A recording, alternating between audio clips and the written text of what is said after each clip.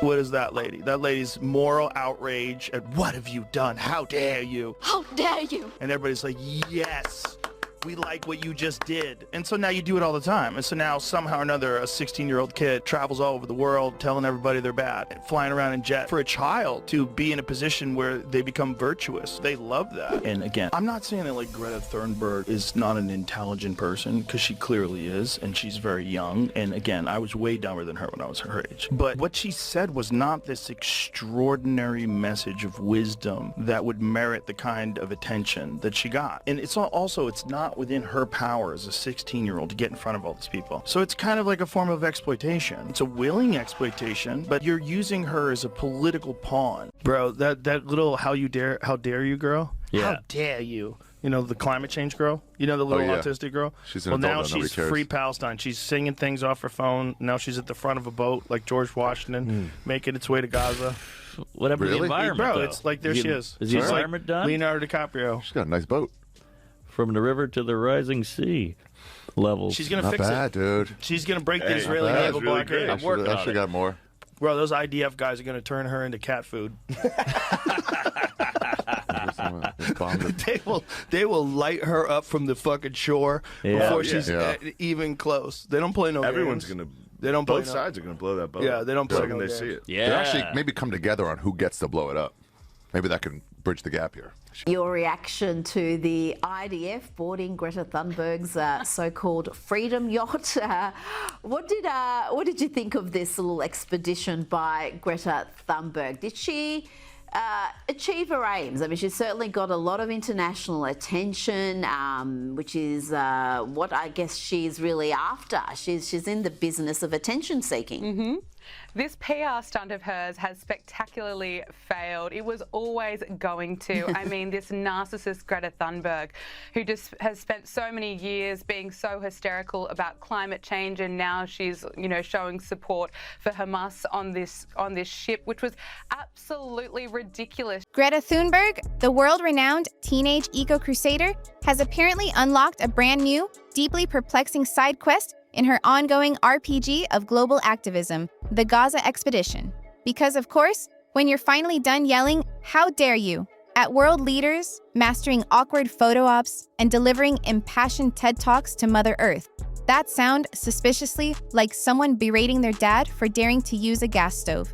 The next logical, inevitable step is obviously to wander headfirst into a complex geopolitical war zone, armed with little more than the energy of a moody Pinterest quote and a truly staggering level of self-importance. What is that lady doing? Her brand of moral outrage, once confined to climate summits, has now decided to grace active conflict zones. About Greta Thunberg, who had been kidnapped, and I got to admit, it was the most strange kidnapping you've ever seen in your life. The IDF intercepted her boat as it headed towards Gaza, and having kidnapped her, they plied her with water and sandwiches. Then they took her to safety, where they requested she watch a video, the horrific atrocities committed by Hamas on October 7. Greta Thunberg, when she realised what that video was, refused to watch. And so next minute, these evil kidnappers put her on a plane back to Europe, from whence she had come. Yes, Greta, the same young woman who, according to the transcript, is an intelligent person, but whose earlier pronouncements sometimes lacked the extraordinary message of wisdom to merit the global attention she received, has now set her sights on the Middle East. She, who was arguably once used as a political pawn in the climate debate, a willing exploitation, perhaps, but exploitation nonetheless, is now, it seems, willingly wading into even more turbulent waters. Armed with the emotional intelligence of a soggy recycling bin and the kind of worldly experience that comes from scolding Germans about airport vending machines, she has decided it's time to save Gaza.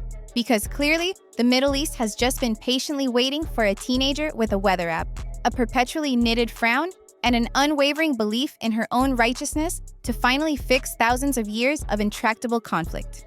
Gainfully But this is when they're going to Palestine. Is like those people going to the unchartable islands and be like, "Hi, I'm Christian." Just spear you immediately. Yeah, like North Sentinel Island. Jesus, you've forsaken me. That's just crazy. Bro. Or the white social worker who goes into Baltimore ghetto. He's like, "Hey, everybody, I'm here," and they just beat the fuck out of him. Her latest PR stunt, as described by increasingly bewildered commentators, involved an attempt to break the Israeli naval blockade of Gaza on a so-called freedom yacht. This, predictably, did not go as planned. She was, as one might expect, when sailing a small boat towards a military blockade, intercepted by the IDF.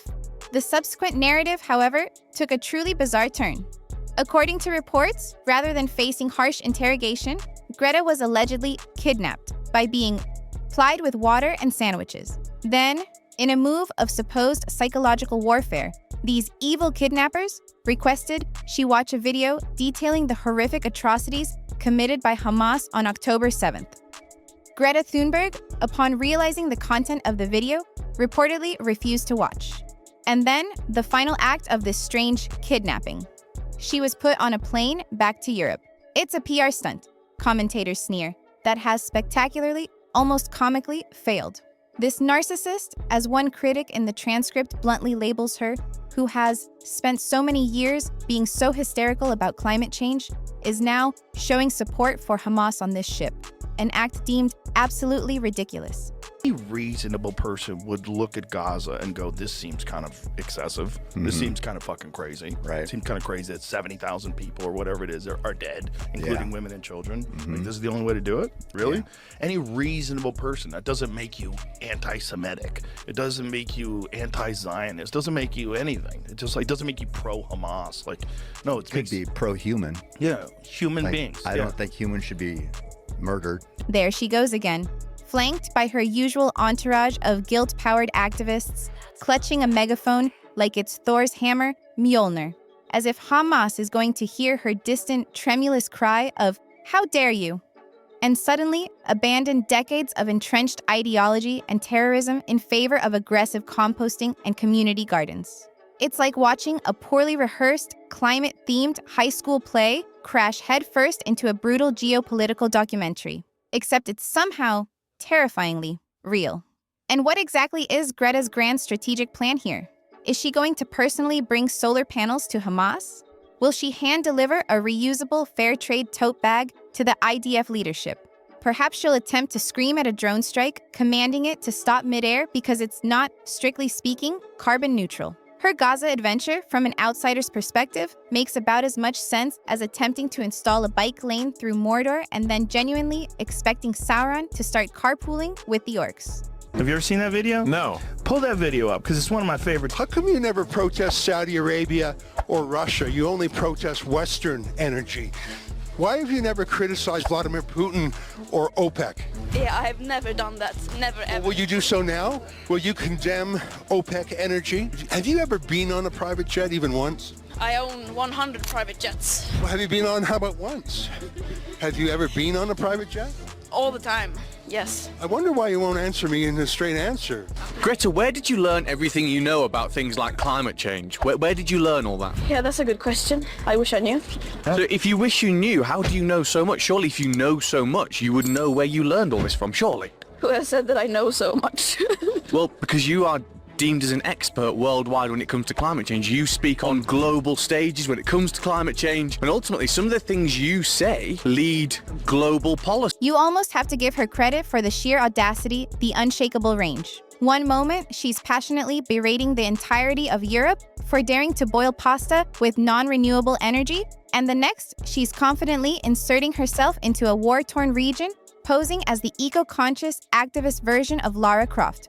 Only, critics would argue, without any of the actual skills, contextual understanding, or basic grasp of how international conflict actually works. Shamefully, going to Palestine, as one commentator put it, is akin to those ill-fated missionary trips to uncontacted islands, where the well-intentioned but clueless outsider arrives proclaiming, "Hi, I'm Christian," only to be met with arrows. Or, perhaps more contemporaneously, like the white social worker naively walking into a Baltimore neighborhood and announcing, "Hey everybody, I'm here to help," only to get metaphorically or literally beaten up by the complex realities they failed to comprehend. By that Greta Thunberg girl, the climate girl who yelled at everybody, she's Person of the Year on Time Magazine. Hey, What's going on? Is everybody losing their fucking mind? I think so. She's, wasn't she on a strike? Look, obviously climate change is a real thing. Climate change is a real important thing. Let's just get that out of the way for anyone who's like, Yeah. all I'm saying is, what is she, 14, 15, 16? No. No, by complaining on television, it doesn't make you the most important person of the year or the most impactful person of the year. You just got lucky that right around the time where they were making this list, you did that thing. They're like, let's pick Greta. Let's pick Greta. It'll trigger Trump. Oh, Trump will get triggered. Joe Rogan, the podcast king who spends countless hours conversing with astronauts, neuroscientists, and the occasional individual who firmly believes Bigfoot does CrossFit, understandably took one look at this bizarre Gaza campaign and practically choked on his elk meat. Because seriously, what is she doing? Greta Thunberg walking into Gaza to raise awareness is the activist equivalent of attempting to put out a raging inferno by aggressively spray painting peace on the side of the burning building and then calling it innovative architecture. It's not helpful. It's not insightful. It's just another overcooked, tragically misguided attempt at virtue signaling. Except this time, it's dangerously, breathtakingly clueless. Nothing says, look at me. One critic might observe, like inserting yourself into a complex humanitarian crisis with all the geopolitical subtlety of a vegan pride parade at a Texas BBQ cook-off.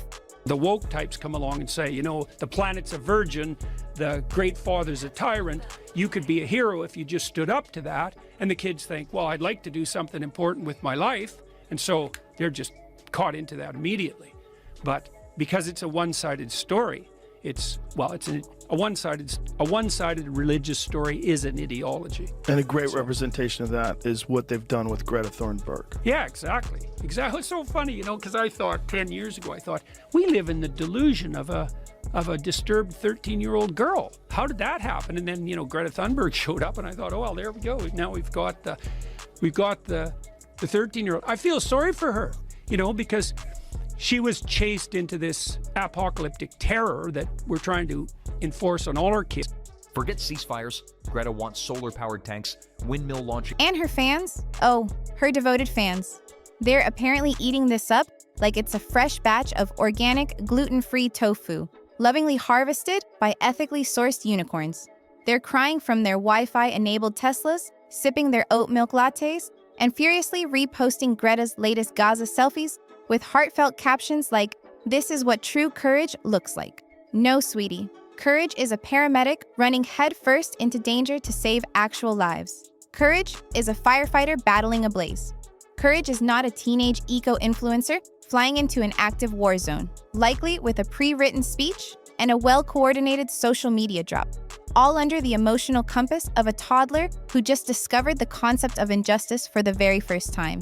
Any reasonable person, Rogan might argue, would look at the situation in Gaza and think, this seems kind of excessive, this seems kind of effing crazy, without needing to make it about their personal brand. That simple human reaction doesn't make you anti-Semitic or pro-Hamas. It just makes you pro-human.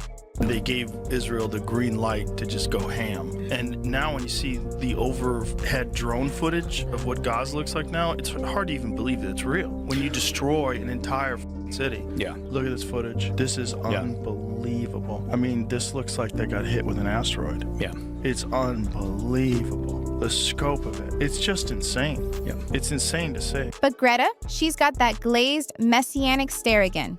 You know the one. The 1,000-yard gaze of someone who has just skimmed one paragraph of a UN report and now sincerely believes she is the Nordic reincarnation of Gandhi, destined to heal the world. Never mind the centuries of deep-seated religious, political, and territorial complexities. Greta is here, armed with her cardboard sign, her knitted despair sweater, and her unshakable belief that she, and she alone, is ready to solve it all with one more impassioned, tearful tantrum. And you just know she made the entire trip as carbon neutral as humanly possible. She probably took a llama caravan across continental Europe, subsisting only on locally sourced anxiety and compost-derived dreams, while someone played mournful cello music softly in the background, because nothing screams urgent humanitarian advocacy quite like adding 5 extra days to your travel itinerary just to avoid the perceived moral stain of commercial aviation. Meanwhile, the people actually on the ground in Gaza are likely thinking, great, another well-meaning influencer who genuinely thinks hashtags can end wars. The locals are busy dodging actual bombs, while Greta is trying to stage a dramatic protest with a group of children who likely think a ceasefire can be achieved by tweeting their demands in all caps. We have not been listening. The people in power have not been listening. I have come here for a climate demonstration, not a political view. This is climate demonstration. Calm down. Calm down. Calm down. Now, the Swedish activist Greta Thunberg, who was also, part of this mission, she has now left the country. The Israeli Foreign Ministry posted a picture of her on a flight, and she's now traveling to France before she continues, her journey back to Sweden. So all these 12 activists are expected to be deported, if not today, in the next few days.